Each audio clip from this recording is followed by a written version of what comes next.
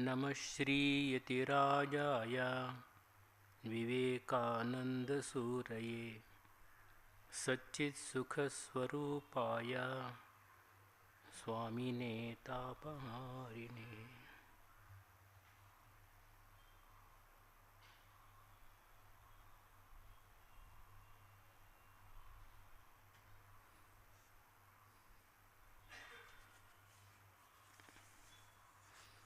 Today's topic is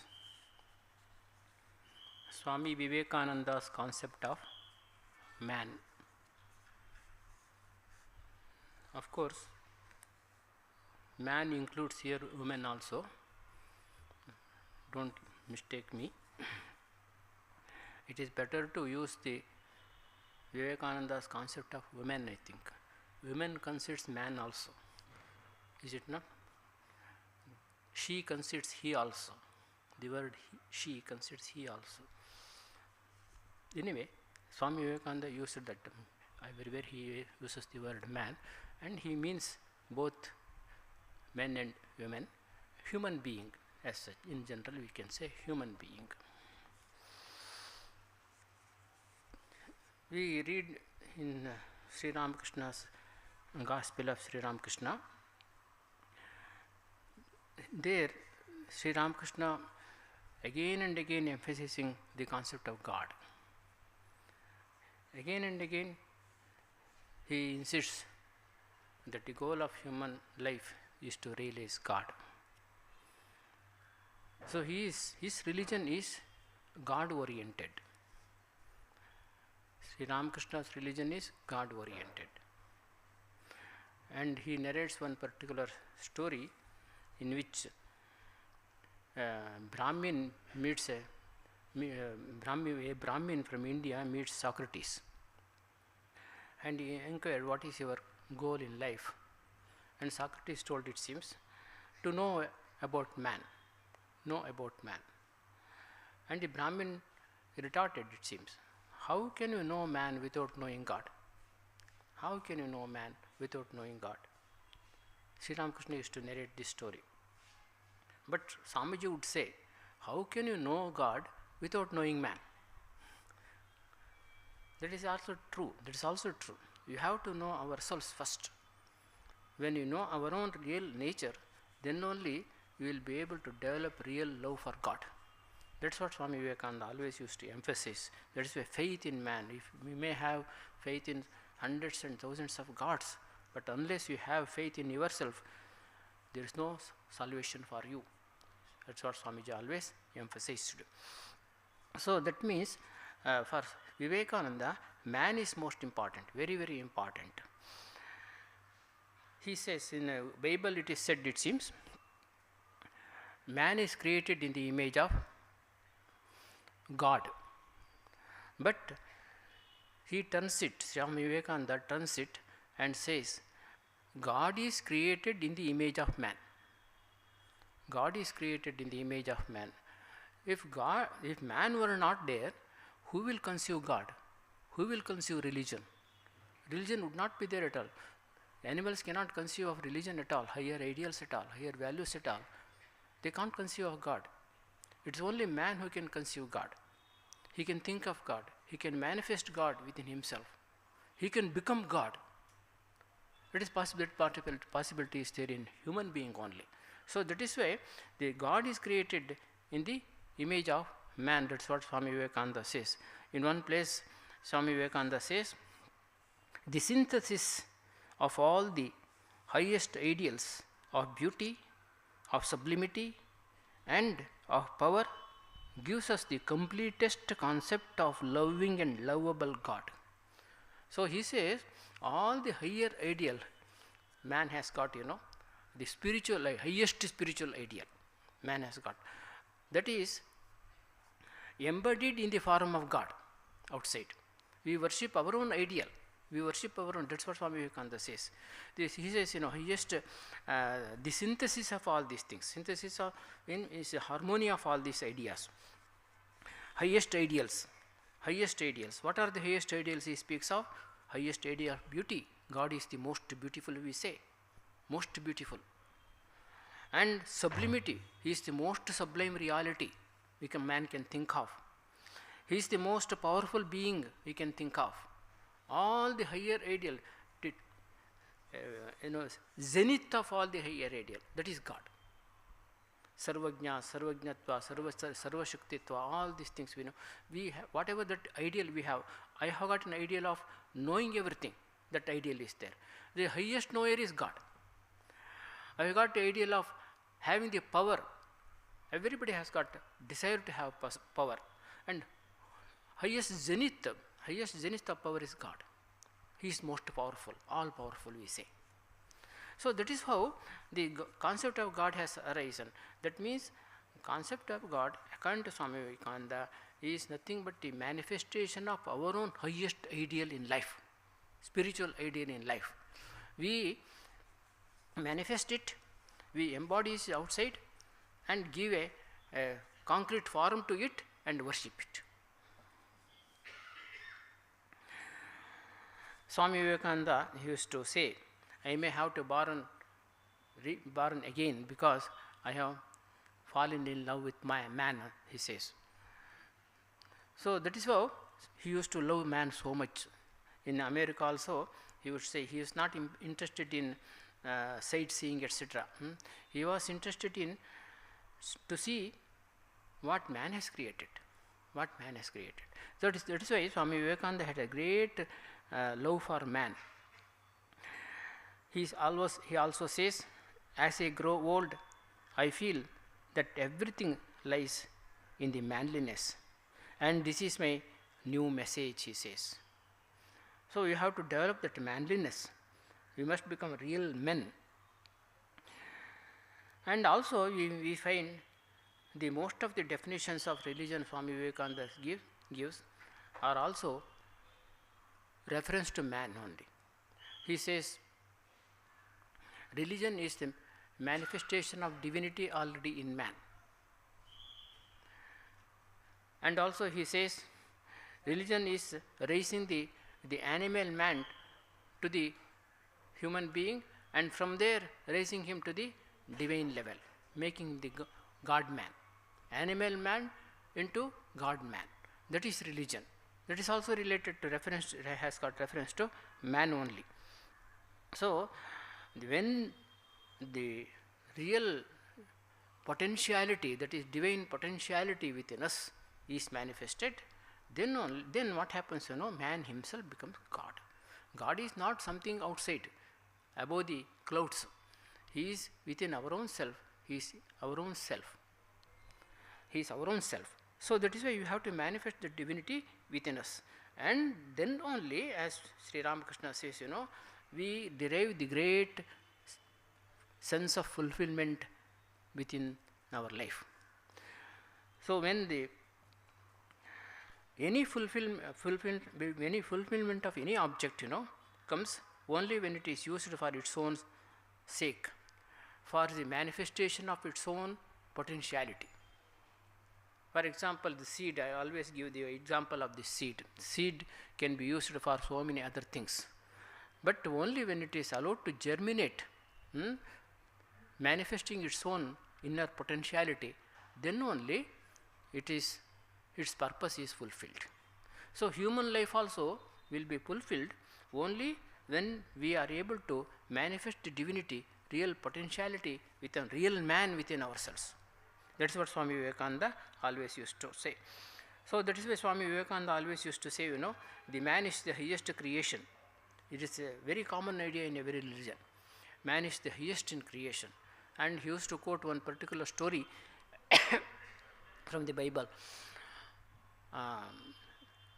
That is, God, after creating the whole universe, he created the material world. He has created the plants kingdom and animal kingdom. At last, at the end, he has created man. After all creating of the gods, all those things, all those different beings also.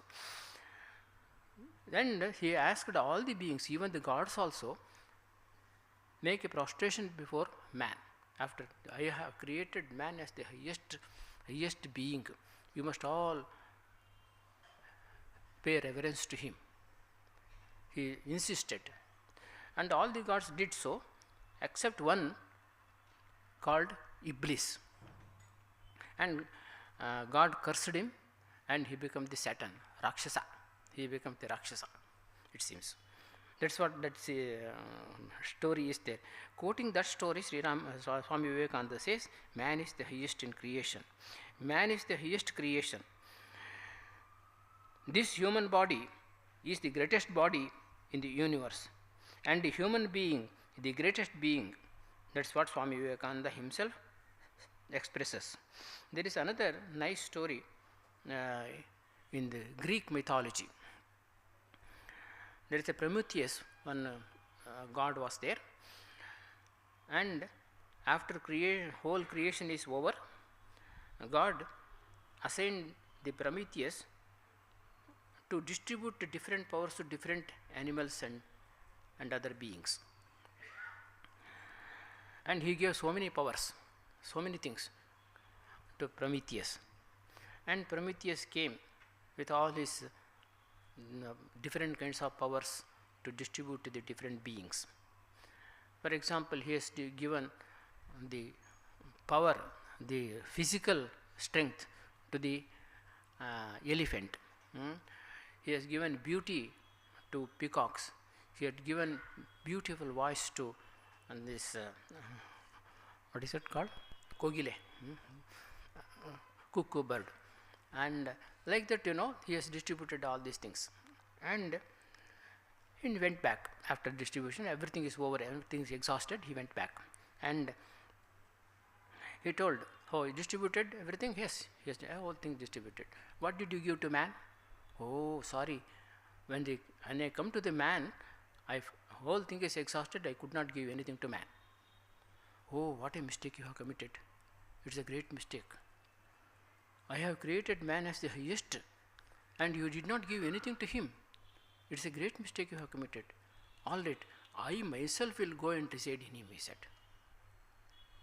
See, that is how the man is highest. That is because in man there is a greater manifestation of God. So that is why Swami Vivekananda always insists man is the highest creation, and he must be treated in such a way. That is why Swami Vivekananda says, no man should be judged by his defects. No man should be judged by his defects. The worst man, the most demoniacal man, has some virtues which the greatest saint has not. Something would be there, some virtues will be there, even the most despicable man also. So that is why Swami Vivekananda always insisted on the glory of man, not glory of God. This is very interesting. He has always insisted on the glory of man. Man is to be saved, man is to be saved. He again and again used to emphasize this point. There is a very nice anecdote in Nityasthanandaji's life related to this, how the man is to be judged, not by his defects. In the night, during the night class, Nityasthanandaji posed one pertinent question. He said, the apple tree is there, it produced 100 apples. Among the 100 apples, 4 were excellent, very tasty, very fully ripened, and the rest of them, the apples, all rotten in a rotten at a different stages. All were bad. Only 4 were very good. Telling this one, he asked the question. So in this case, what do you do with the tree? What do you think of tree? And everybody expressed, it seems, it is to be cut off. It is to be cut down, he said. No, he said, no. If that tree has got the capability of producing 4 good fruits, it has got a real capacity, potentiality is there to produce the good fruits. You have to find out the defects in it and remedy it. Then it will produce greater number of good fruits. So like that, human being also, you have to be treated like that. That's what he expressed in that, telling this particular incident. So that is how the man is to be first saved. Every man has in him the potentiality of attaining the perfect saintliness. There is another very interesting story is there. In a school, a teacher came to classroom and took out one fresh 500 note, very fresh, garam, 500 note he took out and produced it before the students. Showing that to the students, he said, who wants this one? And everybody raised their hand. Yes, I want sir, I want sir. And then what he did, he crushed it with his hand and opened it and asked, who wants it? And then also they said, oh yes, we want it.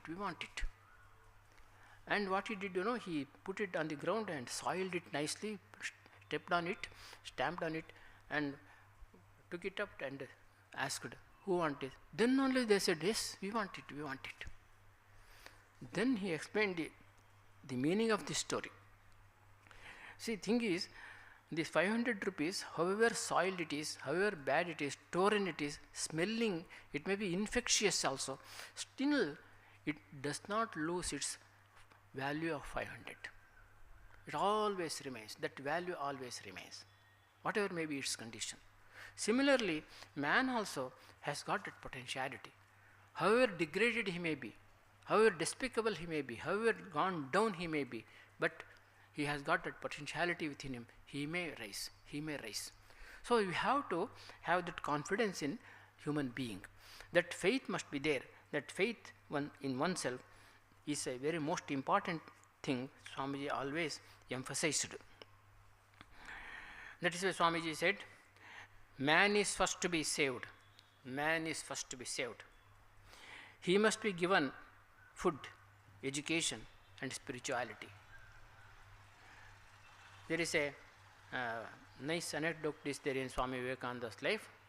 When Swami Vivekananda was residing in Belur Mutt, and at that time one committee, Gorakshana committee members came. You know the story. That members came, and leader of that group, he told that we are doing a lot of service to the cows. We take all the cows and protect them and feed them and take care of them nicely. This is our service. This is what we are doing. So he explained it. Swami Vivekananda expressed his satisfaction for their great service. And after expressing his satisfaction and praising them and all that, then he said, they are coming from the western part of India.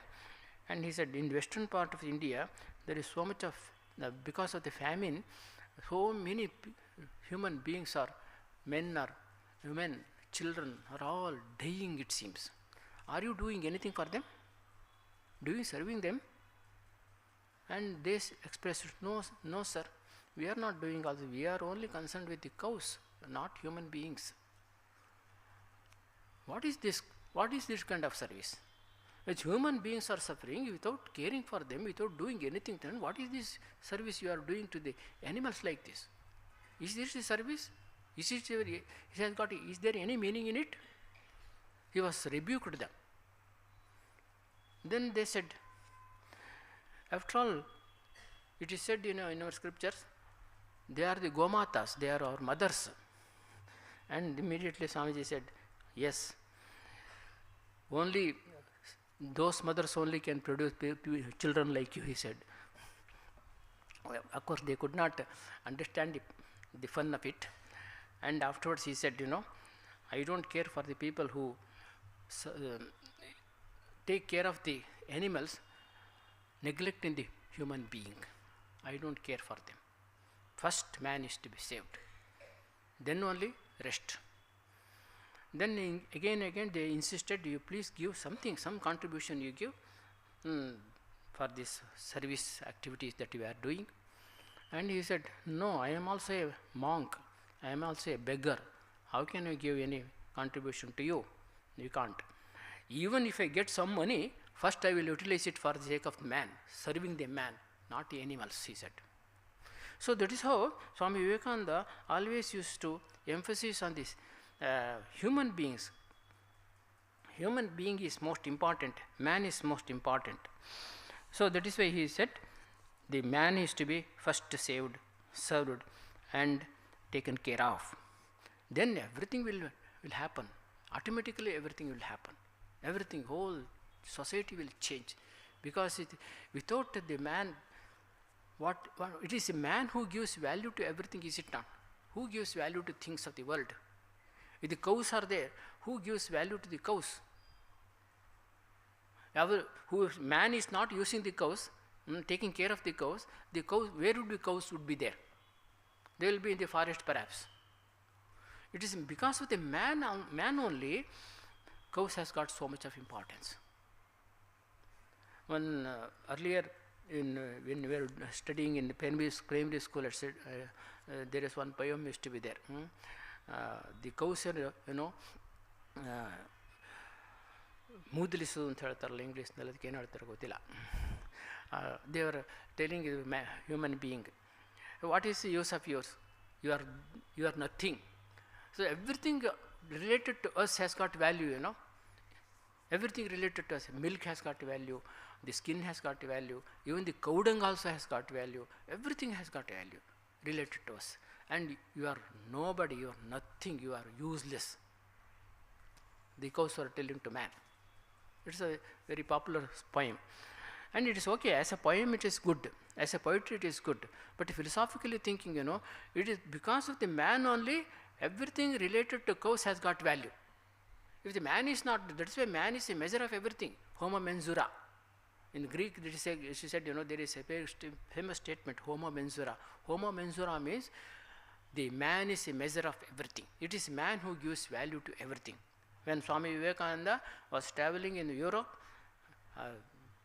in the Alps area, Alps mountain is there, there, when he was moving about seeing the beauty of the Alps, he exclaimed, it seems, it is, Alps must thank me because it is I who give beauty to it.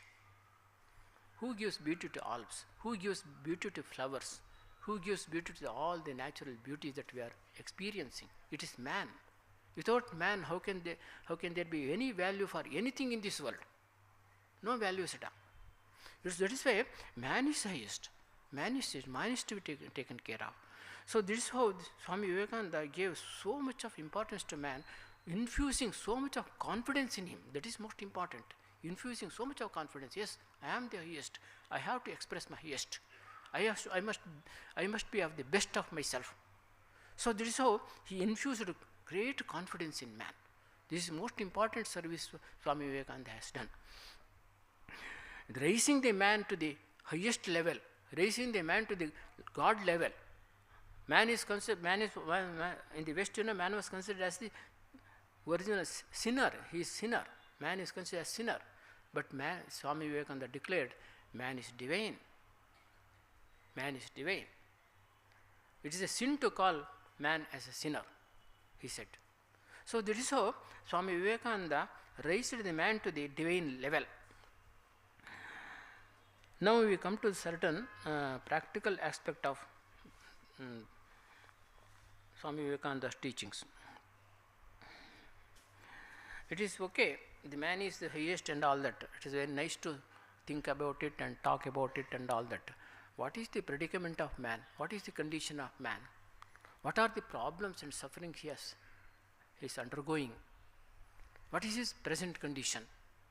This also is to be tackled and addressed too. Now we shall come to the practical aspect of this teaching of divinity of man. Swami Vivekananda says, the goal is to manifest this divinity. For this, we must develop a spirit of renunciation. Swami Vivekananda says, sense enjoyment is not the goal of life. Knowledge is the goal of life. Knowledge is the goal of life. If sense enjoyment were to be the goal of life, it is the great mistake to born as man at all, born as human being at all. Because animals also enjoy the senses. For them, sense enjoyment is the highest. So that is why the man only has got a higher dimension. Man has higher dimension, higher values. He can think of highest thing also in this world, related to the universe, related to the human being also. So what is important, when the evolution comes to the level of human being, the happiness that is to be derived is not from sense enjoyment, but from the sense of fulfillment. Sense of fulfillment. We must be able to derive our happiness through the sense of fulfillment rather than from the sense enjoyment. For sense enjoyment, it's only animals. It is animals for sense enjoyment. Eating itself is a great thing for them. If they are given sufficient food, they are quite happy, fulfilled. They can't think of anything else. But man has got a higher dimension of personality. He has to fulfill that dimension also. Not only in the physical, he should not remain in the physical level. He has to rise to the mental and also still higher in levels, spiritual, mental and spiritual levels. So that is why Swami Vivekananda emphasized to develop the spirit of renunciation. If you develop that spirit of renunciation, we will be able to manifest our own inner divinity more and more. Without that spirit of renunciation, we will not be able to do that. If you are completely bogged down by, if you are completely immersed in sense enjoyment only, it is not possible to manifest our potentiality. That is why Swami Vivekananda gave greater importance to without renunciation, no religion is possible. Without renunciation, no morality is possible. Always he emphasized that renunciation, spirit of renunciation. What is the spirit of renunciation? Is it taking sannyasa? No, it is not taking sannyasa. Sannyasa is only one aspect of it. Swamiji says, according to Swamiji, whole society depends upon the spirit of renunciation. Self-sacrifice indeed is the basis of civilization, he says. Self-sacrifice is the basis of civilization. The renunciation is the basis of society. Without renunciation, no society can stand. No society can exist. No institution can exist. No family can exist without that spirit of renunciation. He says, I quote his words, the formation of society, the institution of marriage, the love of children, our good works, morality and ethics are all different forms of renunciation. He says, all these things are different forms of renunciation. Even the formation of society also is an aspect of renunciation. The institution of marriage also is an aspect of renunciation. Family life also is an aspect of renunciation. Everything is a manifestation of different forms of renunciation. All our lives in every society are the subjection of the will, the thirst, the desire. Unless we control our own desires, it is not possible to live happily in the society, in the family. We have to control our desires. We have to control our will. We have to control our thirst for enjoyment. Unless we do that, it is not possible. There will be competition. The competition brings all sorts of evils in the society. That is what is happening. So that is why, for example, we have to start an organization, an institution. How it is started? All the different individuals, come together, come forward, sacrificing something of them, and the institution is, or an organization is formed. Either it may be sacrificing of their own strength, sacrificing of their own money, sacrificing of their own knowledge, expertise, something like they will contribute, and through that organization comes up. And also how the organization continues to run, then also everybody must be ready to give up his own self-will. Then only the organization can run smoothly. If everybody asserts himself, my own will is important, everything must happen according to my own will, then everything will collapse. Family will collapse, institution will collapse, all organization will collapse. There is a, you must be knowing, what is the difference between running an institution, running an organization, and ruining an organization? What is the difference? What is the difference? I is the difference. I enters, then whole thing collapses. So that is how this Swami Vivekananda always emphasized this renunciation is the most important part. He gives an example also in the theater is there, and the drama was going on or cinema is going on. Suddenly what happens, it got fire, caught fire. And tendency of everybody is to rush towards the exit. Exit is always very narrow. Rush towards the exit. Everybody wants to save himself without caring for others. And what happens, many will not come out of the hall, and many will die because of the stampede, and many will succumb to the fire. Many will die. Instead of that, everybody thinks that all of us escape from the fire. Nobody should be nobody should be hurt. So if they think, everybody think like that, and one by one comes out, then what happens? Everybody would have been saved. Because of the selfishness only, because of the lack of renunciation, because of the lack of the concern for others only, things will danger happens, also evil things happens. So that is why Swami Vivekananda insisted that renunciation, spirit of renunciation, there is other man is there beside me, he must also be saved, I must also be saved, he must also be saved. That kind of attitude must be there. So that is why Swami Vivekananda always used to emphasize on the spirit of renunciation. Spirit of renunciation does not mean the running away from the society, taking sannyas in the society. That is real renunciation. Remaining in the society, sacrificing oneself, sacrificing one's own desires, controlling his own desires and senses and all that, that is real renunciation. Going to the forest is very easy, anybody can do. Animals also are there in the forest.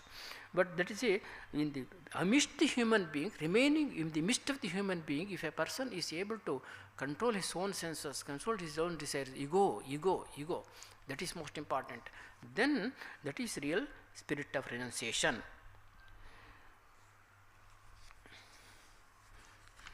What are the existential problems of man?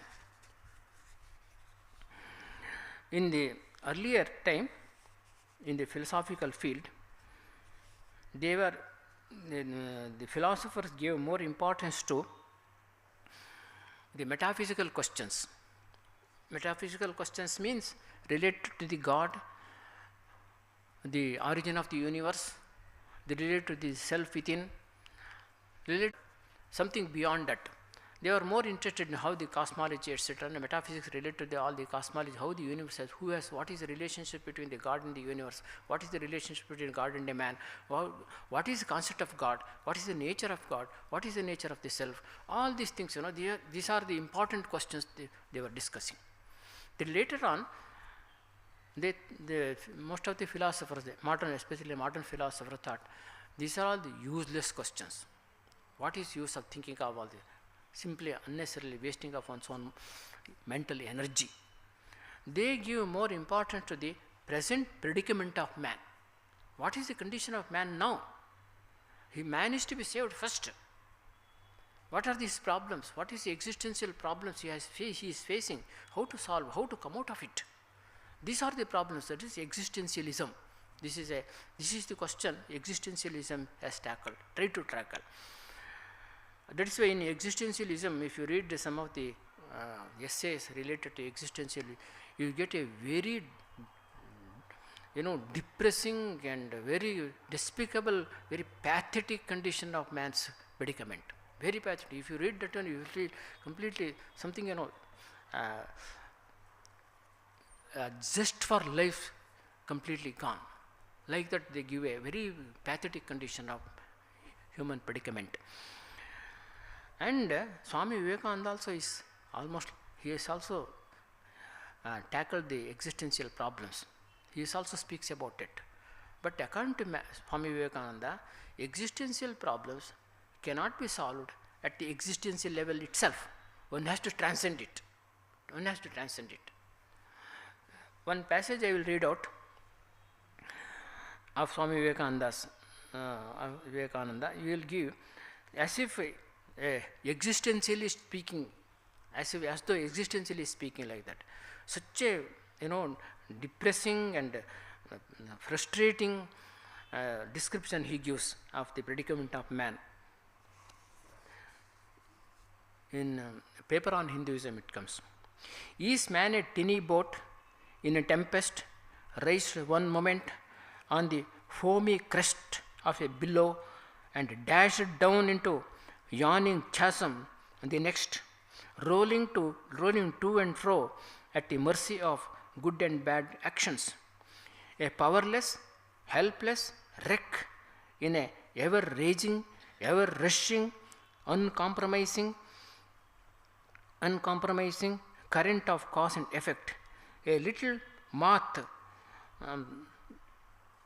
placed under the wheel of causation, which rolls on, crushing everything in its way, and waits not for the widow's tears or for the orphan's cry. Yes, what a graphic picture of man's predicament he gives here. And the next moment, he raises the voice of hope. And he quotes from Upanishad. There is a way out, he says. There is a way out. This is the condition of man. Even though there is a way out, he gives hope.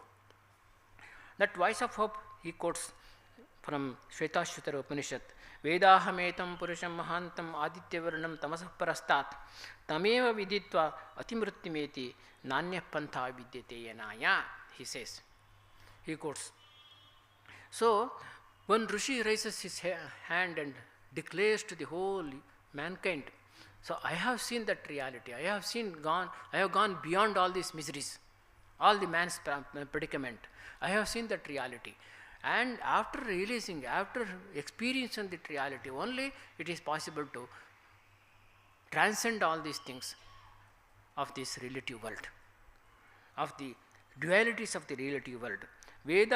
Vedaham, I know that. Purusham, Mahantam, that Purusha, highest Purusha, I know. Aditya Varnam, he is a luminous being. Tamasa Parastat, he has gone beyond he is beyond all the darkness. Tameva viditva amratottameti. Knowing that reality only, man will attain the immortality. Nanya pantha vidyate naya. There is no other way to attain that reality.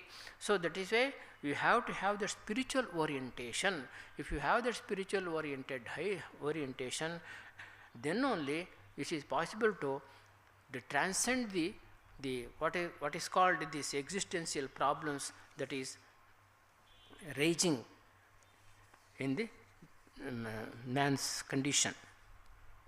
Normally, the existentialist speaks of three kinds. So here, in our philosophy, we talk about dukkhatrayabhigata jignasa, they say.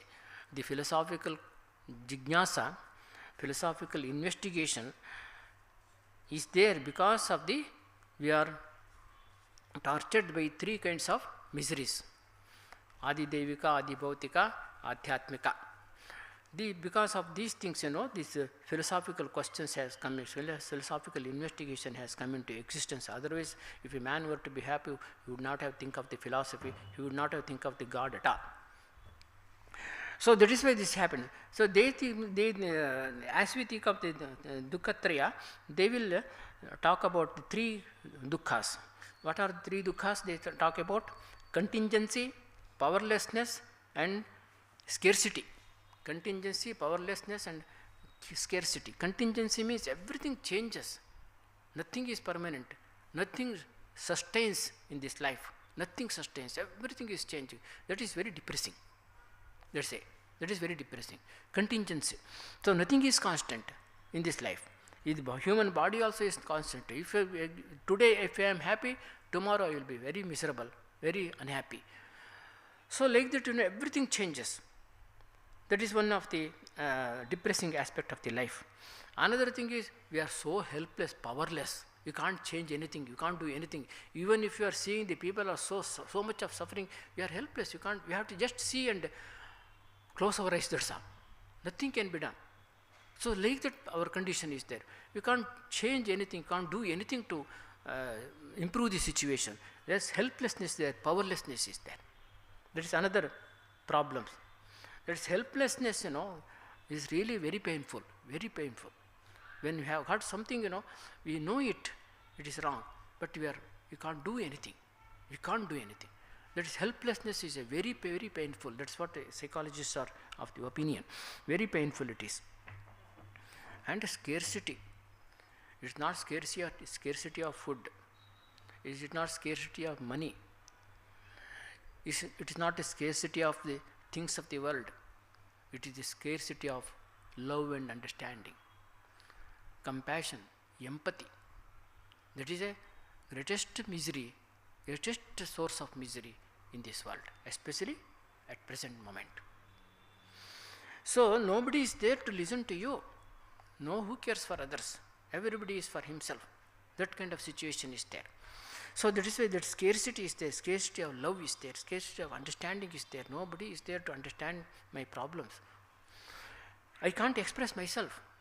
Everybody is isolated. Everybody is isolated. So what has happened, in the society? Earlier, the society was grouped into different, sections. Because they will remain within the group, they will have some kind of meaning and sustenance and stability, mental stability within that group. For example, society was divided into different caste groups, different, on the basis of the, work also it is divided. The cobblers are there, like that, tailors are there, different kinds of, farmers are there, like that, different groups were there. On the basis of the profession, on the basis of the caste, on the basis of religion, Vaishnavism, Shaivism, different groups were there. Gradually what happened, they all become independent. All the groups are broken.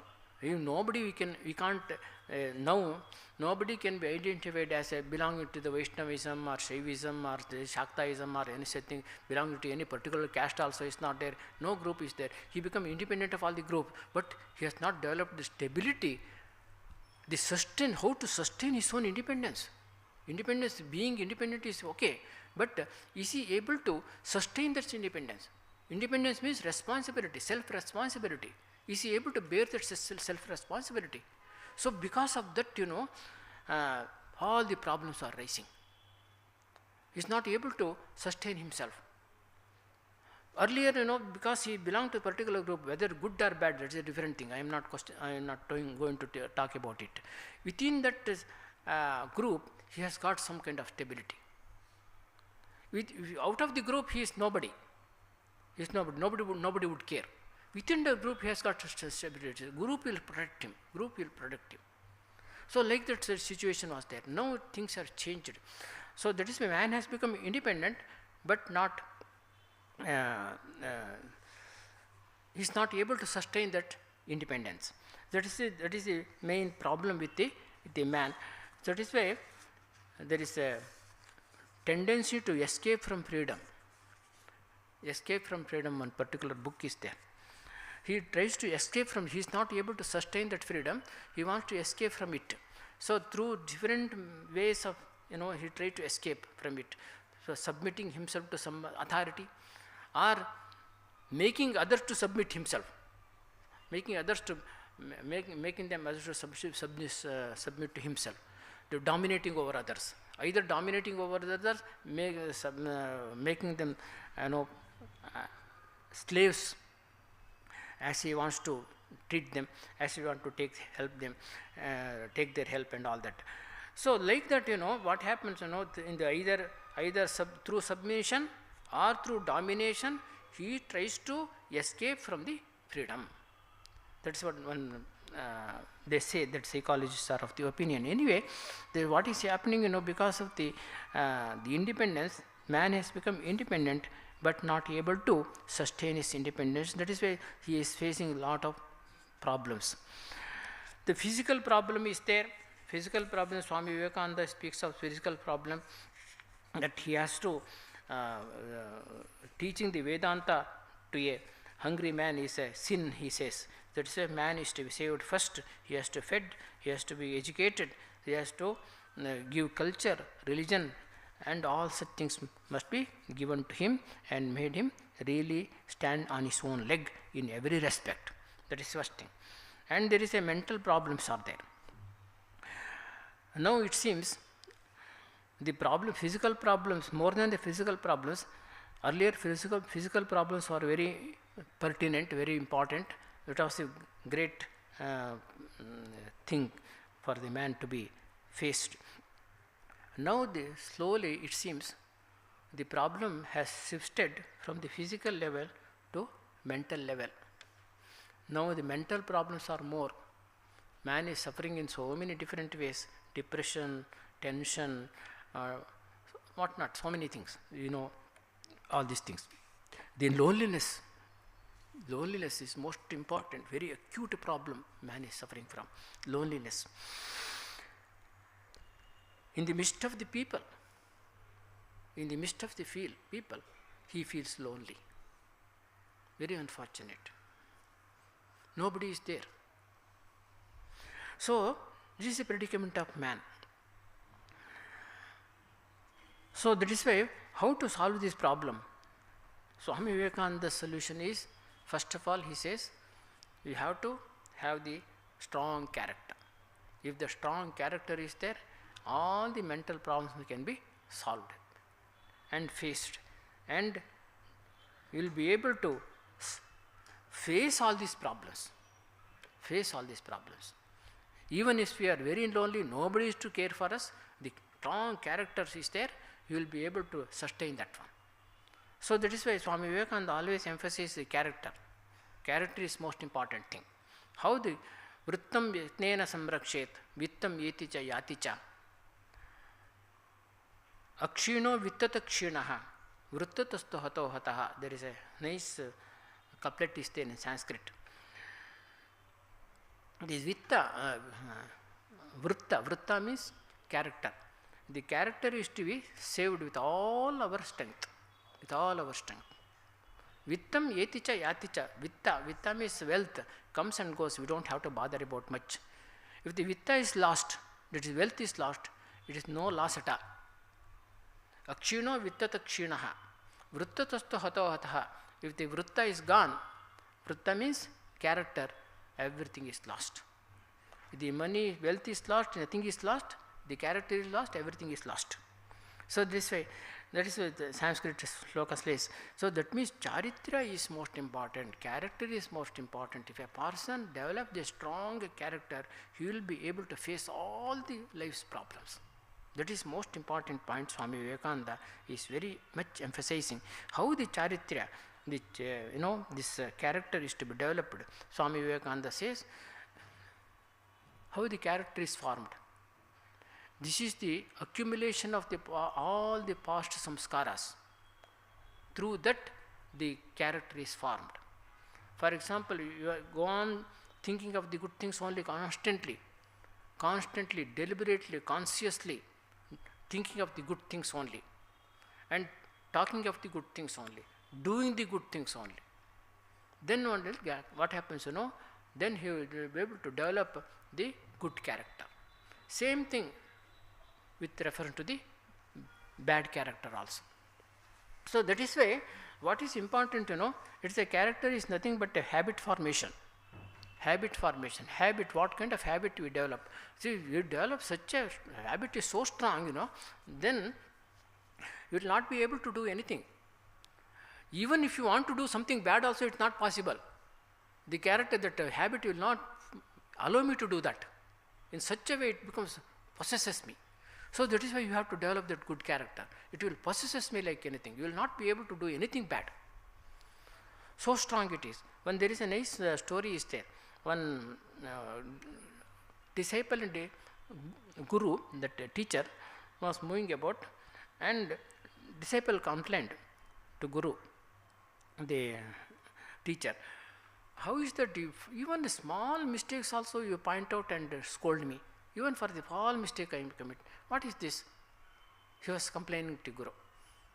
Then Guru did not answer it immediately, and they were walking, and by the side of the road there was a small plant was there, and Guru asked the disciple to pluck it out. He immediately went and plucked it out. Then also he did not comment anything, and they proceeded further, and there was a tree was there beside the road. He asked the disciple to pluck it out, and he said, no, it's not possible, he said. So that is why he said, when the plant is very small itself, you have to pluck it out. Then it is possible to destroy it. Similarly, when the small mistakes you commit, then only you have to correct it. Otherwise it becomes a habit. When it becomes a strong habit, you will not be able to give it up. It is like a tree, it not destroy it. So in the beginning itself, at the bud itself, you have to nip it. That is why I am always constantly pointing out the mistakes you are committing. So that is how about habit, there is a nice statement is there. The habits are so weak to be noticed till they become so strong to be destroyed, eliminated. Habits are too weak to be noticed in the earlier, and until they become too strong to be overcome.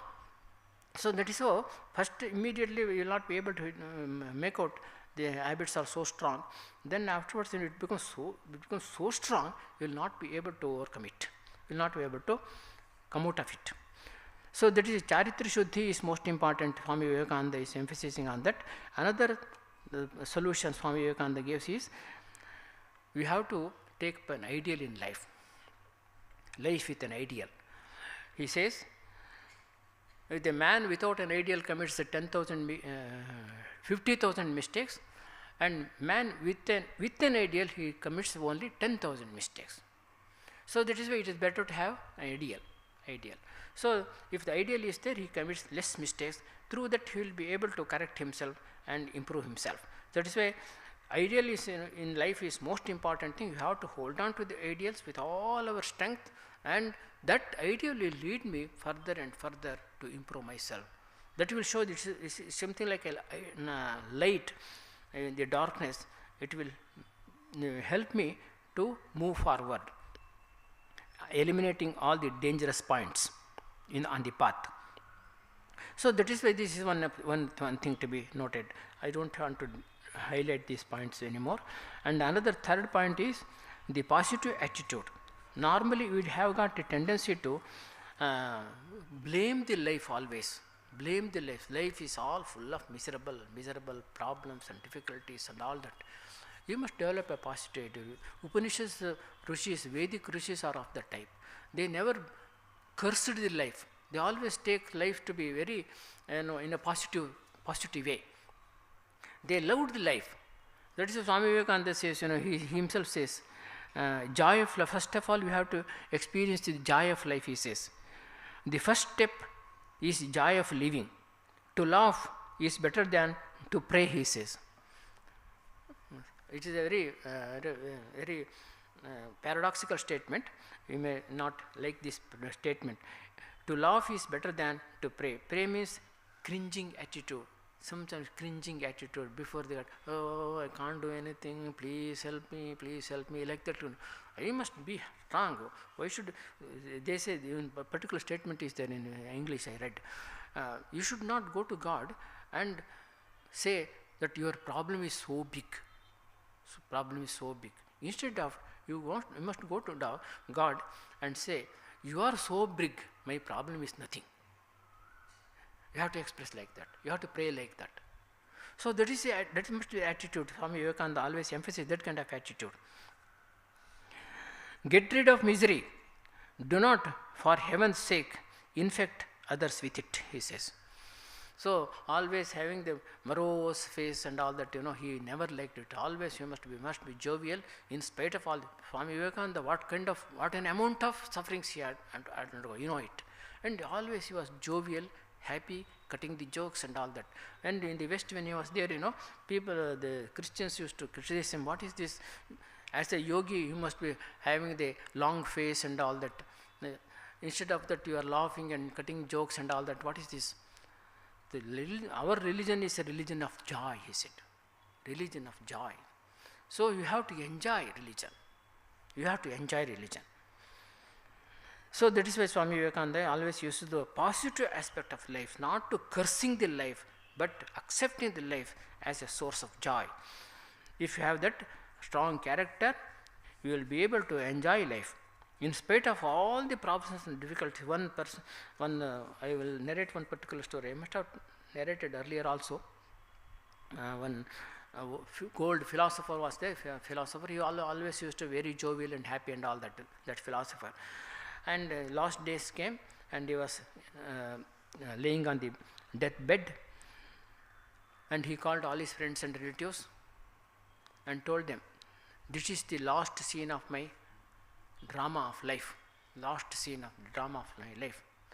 After seeing this last scene, you must clap your hands and cheer and be happy, but don't repeat once more. Once more." That is not possible.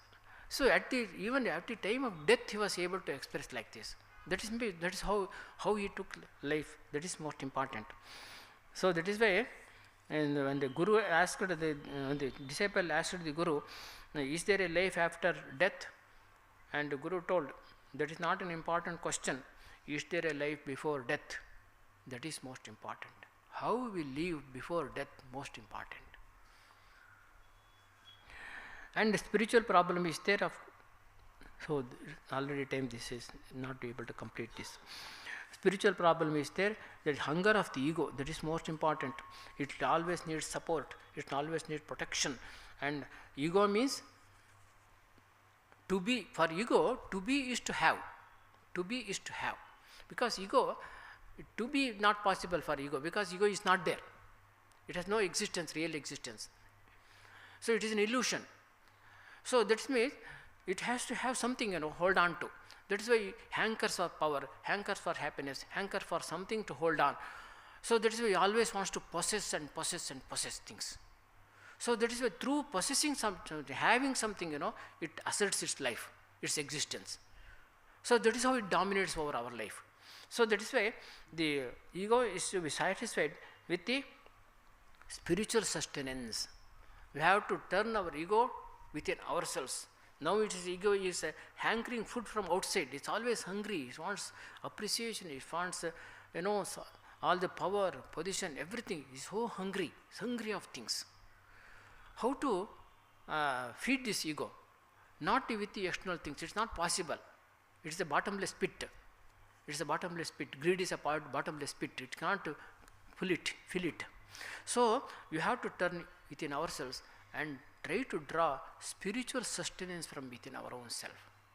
Then only the ego, hunger of ego can be satisfied. Om Shanti Shanti Shanti Hari Om Tat Sat Sri Rama Krishna Arpanamastu.